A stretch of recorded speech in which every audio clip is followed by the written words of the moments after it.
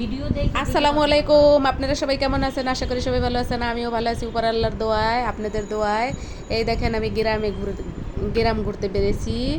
গ্রামে আমি ঘুরতেছি, মনের সুখে আমি গ্রামে ঘুরতেছি মুক্ত আকাশের নিচে।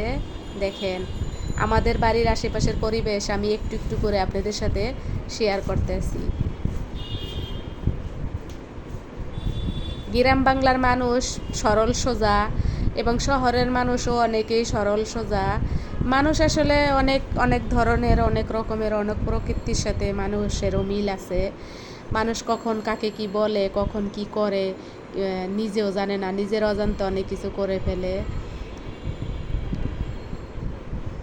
আমারও অনেক দোষগুণ আছে, যে দোষগুণ আসলে আমি নিজে জানি না, মানুষে ধরাই দেয়, তখন আমি নিজে সতর্ক হয়ে যাই, সতর্ক হওয়ার চেষ্টা করি, সতর্ক হয়ে যাই।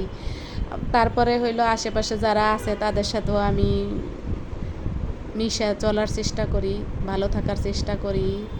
এই দেখেন আমাদের এলাকার পরিবেশটা কত সুন্দর। আমাদের এলাকাতে ছোট ছোট খাল আছে, খালের পরিবেশও খুব সুন্দর। চারিপাশে আছে ধান, অনেক কিছুই আছে চারিপাশে। আমার এগুলো খুব ভাল লাগে। আমি ঢাকা বসে এগুলো এত মিস করি। এগুলোর জন্য আমি মনে হয় যেন আমি অনেক দিন পরে এগুলো দেখি, অনেক বছর পরে দেখি, এরকম মনে হয়। কিন্তু আসলে এরকম কিছু না, মাঝে মাঝেই বাড়ি যাই। কিন্তু আগে ভিডিও করতাম না, এখন ভিডিও করি। আগে ঢাকা বসে অনেক মিস করতাম, কিন্তু এখন মোবাইলে নিয়ে এসে ঢাকা বসে দেখি। যখন ভালো না লাগে তখন দেখি এগুলা। দেখেন আমি কিছু শাক তুলতেছিলাম, এগুলারে পাঁচমিশালি শাক বলে। আপনারা হয়তো অনেকে চিনেন, অনেকে চিনেন না। যারা চিনেন না তাদের জন্য বলি, এগুলাকে এখানে মালঞ্চ শাক আছে, কলমি শাক আছে, হেঁচি শাক আছে, জুলি খাতা শাক আছে, অনেক ধরনের শাক আছে। এখান থেকে আমি কিছু শাক তুলছি, তারপরে আমি আশেপাশে আবার একটু ঘুরে ঘুরে দেখছি। পরিবেশটা অনেক সুন্দর, শাকগুলো অনেক পরিষ্কার, একদম ফ্রেশ। মনেই হয় না যে এখানে অন্য কোনো ধরনের কিছু আছে। শাকগুলো এত কচি, যে শাক ঢাকাতে মানুষে কিনে খায়, অবশ্যই এই শাকগুলো কিনতেও পাওয়া যায় না।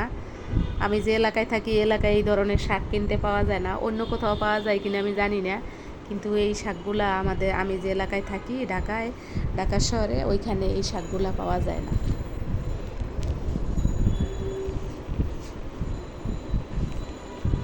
গ্রামের পরিবেশ কার কার ভালো লাগে? যদি কারো ভালো লাগে তাহলে অবশ্যই আমারে কমেন্টস করবেন। আমার ভিডিওটি ভালো লাগলে অবশ্যই লাইক করবেন, শেয়ার করবেন, সাবস্ক্রাইব করবেন, সবার মাঝে ছড়িয়ে দেবেন, একটু শেয়ার করে দেবেন সবাইকে, অন্যকে একটু সুযোগ করে দেবেন যেন দেখে। এই দেখেন সন্ধ্যা গড়িয়ে আসছে, সন্ধ্যার সময় সূর্য ডুবে, তখন হইলো আমি সন্ধ্যার আগে আগে আমি চলে আসছিলাম বাড়িতে। সন্ধ্যার ইয়াটাও নিলাম, ভিউটা কেমন লাগতেছে দেখেন।